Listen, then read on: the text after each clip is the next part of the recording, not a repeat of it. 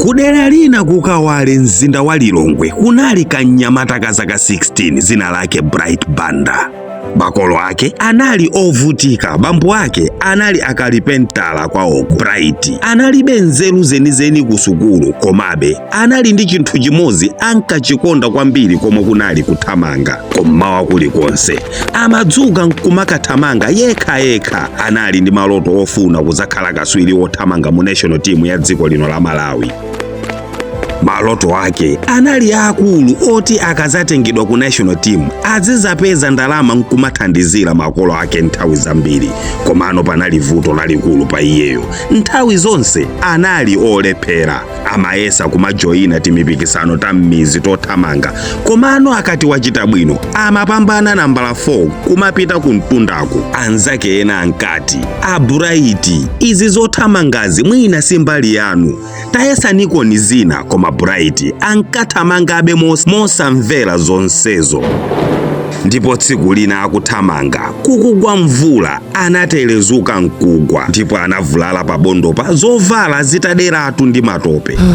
Apano ndipo mwe anayamba kulingalira zomwe anthu ankanena zija zoti kuthamangako mwina simbali yake. Analira mwana nati, nthawi zonse ndimangoluza izidi nkutheka, simbali yanga ndingozisiya. Ali moganiza choncho, mlimi wina anafika chifupi naye nati, ukuliranji mwanawe? Oh my God. Ndimathamanga tsiku ndi tsiku cholinga ndikhale opambana. Ndimayika effort yanga yonse, koma ndi effort yonseyi ndimangolepherabe. Mlimi anati, dikira ndikuuze china chake mwana iwe. Waona nsungwi izo zikumerapozo, umadziwa kuti nsungwi zimatha nthawi yayitali bwanji kuti zikule? Bright anati, sindikudziwa. Zaka 5. Kwa zaka 5 zonse umakhala ukuzithirira, kuzisamalira, koma sizimakula, pena osatuluka kumene pa nthaka. Koma mkati mwake mizu imakhala ikukula nkumakhwima, koma kenako mosaziwika bwino kwa mawiki imakula nkutalika kwa nthawi imodzi.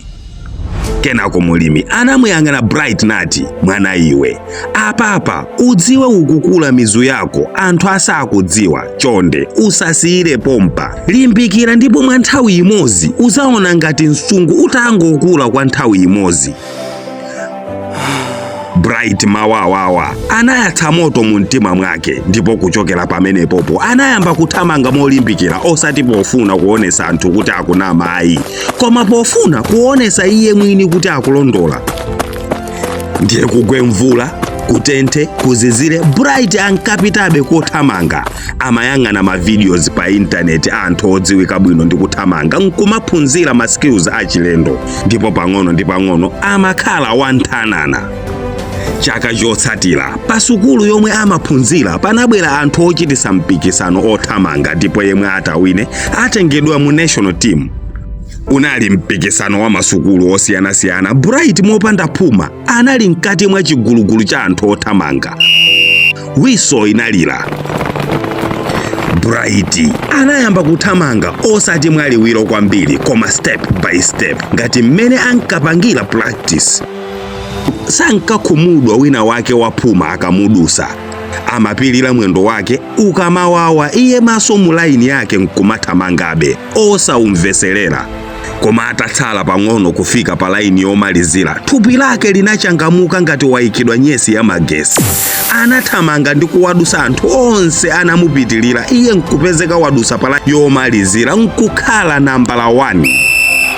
Anzake ndi aphunzitsi ake anakuwa mwachisangalalo chodzaza. Bambo ake kukamwa kunangoti yasa, misonzi m'maso mwawo kusowa chowiringulwa pa mwana wawo. Apano Bright anasankhidwa kukhala mmodzi mwa othamanga mu timu yathu ya national team, kamba kakuyikira mtima wake wonse pa luso lake. Ndipo kuchokera pa Bright anayamba kuzikhulupilirano yekha kuti ukayika mtima mu china chilichonse nchotheka utatsogoza Mulungu ndi kulimbikira.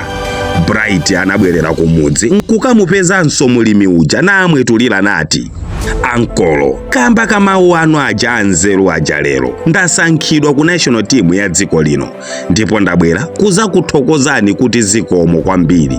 Mulimi anati, ndine wokondwa mawu anga akuthandiza Bright, koma udziwe kuti ndiwe yemwe unapanga chisankho chosasiya. Mphamvu zonse nthawi zonse zinali mwa iwe chabe, kadziwa kuzigwiritsa ntchito kwake. Nkhani yanga yonseyi ndi phunziro chabe loti zinthu zabwino zimatenga nthawi kuti zionekere poyera, ndipo zikalephereka sizimatanthauza kuti siukuyikapo mphamvu pa chinthucho. Koma ngati nsungwi, mizu imakhala ikuyala pansi nkumakhwima, ndipo kwa nthawi imodzi anthu kuzaona zomwe zinali mwa iweyo. Nkutheka muliko pali zomwe mukuyesesa kuti zifike kumaso kwa anthu koma zikukanika. Dziwani, kukanika kumenekoko mukumera mizu m'musi mwanumo, koma mwina nokha simukudziwa. Tsiku lake limodzi tonse mwina tizazizimuka kuona mwa inu muli mphamvu yopindulira anthu ambiri, nokhaso nkudabwa kuti zatheka bwanji. So please, tonse tikuyesesa kupusha mu zinthu zosiyanasiyana, osafowoka,